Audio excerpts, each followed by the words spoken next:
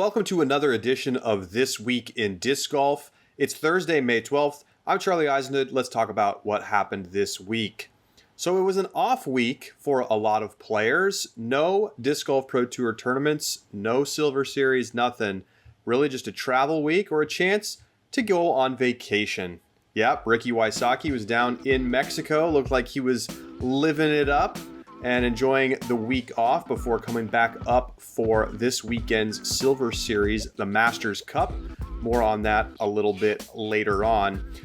Even as some players were taking time off or relaxing or going on vacation, there were a number of well-attended A-tiers around the world. Over in Europe, on the first stop of the Prodigy Disc Pro Tour in Helsinki, Christian Quoksa, now 1018 rated as of this week, got the win over Niklas Antila. A big win for Quoksa, who has been coming up quickly in the European scene. He beats out Antila by just one stroke. In FPO, Heidi Lane wins by one stroke. So a nice tournament for the two of them. Out in Colorado at the 303 Open, it's Kyle Klein who gets off to a hot start, something he's been struggling with a bit this season. He ends up winning by 4 strokes over Joel Freeman. Kyle Klein's opening round, 1086 rated, so a real gem for Klein as he takes down the tournament in Colorado. In the FPO side, Rebecca Cox beats out Deanne Carey and Sammy Jo Guerrero by 4 strokes. And then out in California, we had the Challenge at Goat Hill, tournament that was formerly on the Silver Series, and it was a great win for Alden Harris, who has been playing very well at the Silver Series and the Elite Series events so far this season. He gets a one-stroke win over Luke Sampson with a lot of strong players in the field. Owen Scoggins gets a 3-stroke win over Jennifer Allen. The key highlight that we saw this weekend, though, came from Drew Gibson, who on the par 5, hole 15, 1,225-foot hole, bombs this drive and then is able to step up into his second shot and throw another rip. No 75 mile per hour timestamp on this one, but it surely was over 70 miles per hour. He gets all the way up to the basket and taps in for the only eagle of the tournament. Pretty impressive stuff from Drew Gibson, absolutely crushing that drive and that approach shot on the par 5. This week, we got new PDGA ratings updates. Paul McBeth is back to being the solo top-rated player in the world, 1052. A couple of his weaker rounds from the last few weeks were dropped because they were too far below his standard. Over in FPO, Kristen Tatar reaches her highest player rating ever at 981, tying up Paige Pierce at the top. This is the first time in a long time that Paige Pierce hasn't been the solo leader in rating in FPO. And that brings us to our social media minute. It's all about player ratings. Take a look at this from Simon Lazat. Simon, pushing back on the idea that players don't care about their rating or check their rating. People say ratings don't matter. Truth, they do.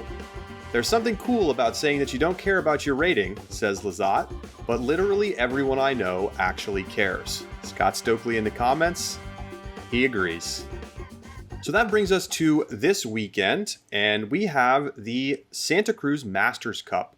It's a Disc Golf Pro Tour Silver Series event. It starts tomorrow and runs through the weekend. Live coverage will be available as a bonus from the Disc Golf Network on Sunday for DGN subscribers. 2 rounds at the historic classic De La Vega disc golf course, and then a round at the golf course nearby, going back to the 2019 style for this event.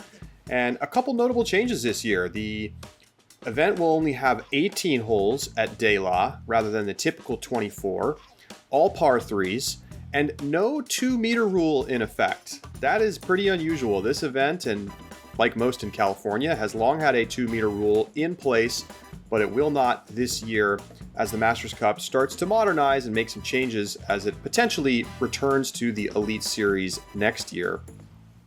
Juliana Korver will be back on tour this week. She's playing her first Disc Golf Pro Tour event of the season as she gets set to head out on the road play the West Coast swing and on to the U.S. Women's Championship and beyond.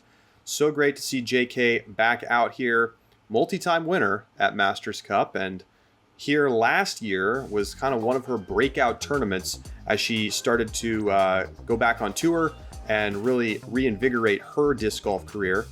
Ended up winning Disc Golf Pro Tour Rookie of the Year. How about that? 5-time world champ winning Rookie of the Year. And guess what? That's not the only big event coming up this week. Well, we've also got the Polecat World Championships. It starts Monday, May 16th at Golden Gate Park in San Francisco. And the rules are simple. Play around with just one Polecat. Maybe you use your new Halo Polecat, maybe you use a classic DX Polecat, whatever you're looking for, you get one shot at it. And this event has grown and grown to the point that now you're going to have a bunch of top players, including Korver, Drew Gibson, Philo Brathwaite, Greg Barsby, and others out there at this Polecat World Championships. And it should be a blast. Shout out to everybody involved in making this happen. There will be post-produced coverage available on Gatekeeper and Central Coast Disc Golf.